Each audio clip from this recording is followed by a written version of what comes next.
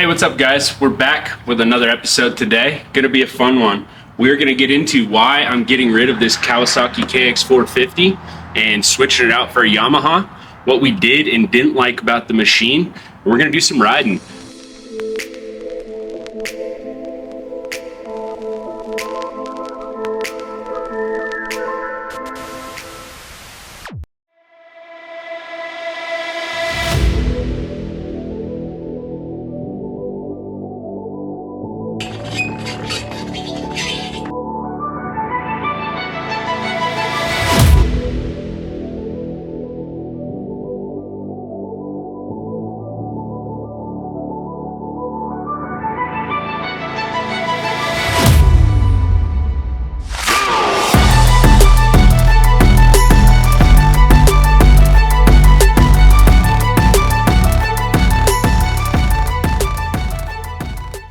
We're out here at Desert Peaks MX. My good buddy Josh Zeal, he's put in the time and money to give us a sweet track to ride.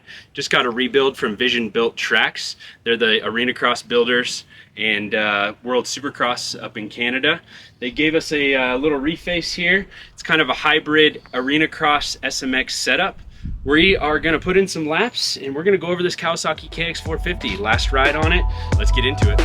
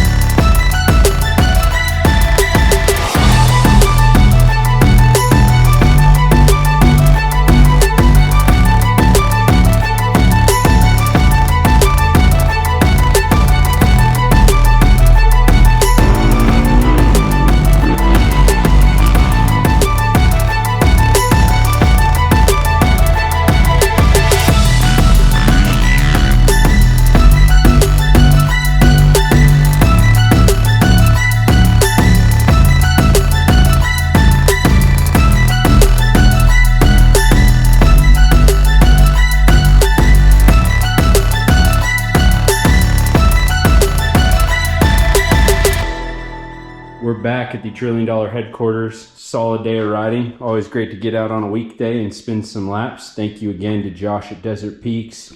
Really sad to say this is my last day on this bike. Today reminded me why I like it so much. One of the best bikes I've honestly ever owned. Let's get into some of the pros and cons, things I'm going to miss and things I'm not going to miss. So the first thing I want to touch on is the stability and predictability of this chassis. I had a few of these bikes and kept coming back for more because the bikes never did anything weird. These bikes nowadays, they make them so darn rigid. I feel like sometimes it kind of works against them in ways. It might corner better, but you don't get as much predictability on the track. This bike, I don't know if it's a soft frame, I'm not an engineer, but man, it just always does exactly what you expect it to do. And I had never had one big get off where I was sitting there wondering what happened. It was always my fault. Yeah, these bikes, so solid, so dang predictable. I think Kiefer uses the term track toughness. I would say that this bike has one of the highest ends of track toughness. With that comes a couple cons we'll get into. But that's one thing I got to say, and probably why I kept coming back for more on this model, was how darn predictable the chassis was. The next thing we'll touch on, it's a little bit more personal. I'm a pretty big guy. I'm 6'2", currently 235 pounds. Not proud of that. We're gonna do some work on that in a later video. But was the adjustability of this bike and just the overall fit for me. It's a bigger bike, bigger chassis, looks bigger, feels bigger when you get on it, very roomy. I didn't have to do anything crazy with my bar mounts, was able to keep them very neutral. And then one thing Kawi does really cool is these adjustable foot pegs. You're able to drop it down. I don't know how many millimeters it works out to be, but that was a huge thing for me. And man, this bike just felt like it always fit me tremendously. Yamaha fits me pretty well, but I think I'm gonna have to do some things to get it to feel quite as comfortable as that Kawasaki. Next thing I'll touch on is durability. Might come as a surprise to some. Kawasaki has a pretty bad reputation for reliability. Them and Suzuki both in the motocross world. I kind of disagree fully. I had a 2021, got up to about, I think 150 hours all said and done once the second owner got a hold of it. He's a good B rider around here, and I certainly am not easy on these bikes. With my weight, ability, love the rev limiter, always have. This bike in particular has held up well, and the other one I had was tremendous. I have nothing but good to say about the reliability of these machines. Last thing quickly, purchase price. You can get a new 2025. I've seen people get them delivered to their door, I think somewhere around, I don't know, 7,000, 7,500. This was the 2023. I bought it at the beginning of 2023 when the 2024s were going to be coming out, and I think I got like 3,000 off.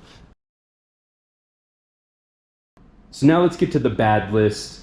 First thing I'm going to complain about is the engine. I know a lot of you are going to say, you got a 450, it's plenty. And I do agree with that. Certainly don't need more engine because I'm wide open on this machine, but I find a bike with a lot of snap, a lot of low end, allows me to do different things on the track. I'm able to stay on top of the acceleration bumps better, hit jumps, you know, a little bit more inside. It just gives you a little bit of cushion. Say you make a mistake in a corner, you can open up that throttle and it gets you right back up to where you need to go. This bike lacks that. Because of that, I did add a twisted development Vortex ECU, obviously a pipe, twin air, power flow kit, run Pro 6 fuel in it. The biggest thing you could ever do for one of these machines is that Vortex ECU. Complete game changer, makes the bike turn into an absolute rocket. With that ECU, this bike has all the power I need, and I was more than satisfied. I can't recommend the custom tuned ECU from like an XPR or Twisted enough. Next one wasn't as big of a deal. I kind of just learned to ride around it. Certainly this bike doesn't corner quite as well as some of the other models. That might lead into some of that comfortability on the track when it gets rough. But this bike does push the front a little bit. I did switch to a factory spec Geomax tire. That definitely helped keep that front end a little bit more planted. Ran some X-Trigs triple clamps, a little offset there. Other than that, just kind of worked around it with riding style, but definitely doesn't corner quite as tight and sharp as some of the other models. Next one comes from kind of a reliability standpoint. I know I just talked about how reliable the bike was. The one thing I'm sure everyone with this bike will agree on is the chain guides, chain sliders. I don't know if it's the angle that they have it at, because I did replace it with the Chirby's, TM Design Works, different stuff, and it does burn through much faster than any other chain guide I've ever dealt with. Last thing is just wheels. The stock wheels that come on these bikes are extra garbage. I did swap out with this W Hahn setup, got a thicker gauge spoke, DID hoop, also have an 18-inch setup over here. That allowed me to get a lot of hours out of these wheels, but man, within a couple hours, the OEM wheels, I got flat spots on them and they're starting to get pretty egg-shaped right off the bat. So wheels to me were an absolute necessity. So you might ask, why get rid of the Kawi for a Yamaha? If you're talking so highly about this Kawi, reason for me, obviously first and foremost, just having a change is nice. I've been on this chassis for 4 years now. It served me really well, but it was time to kind of move on to something a little different.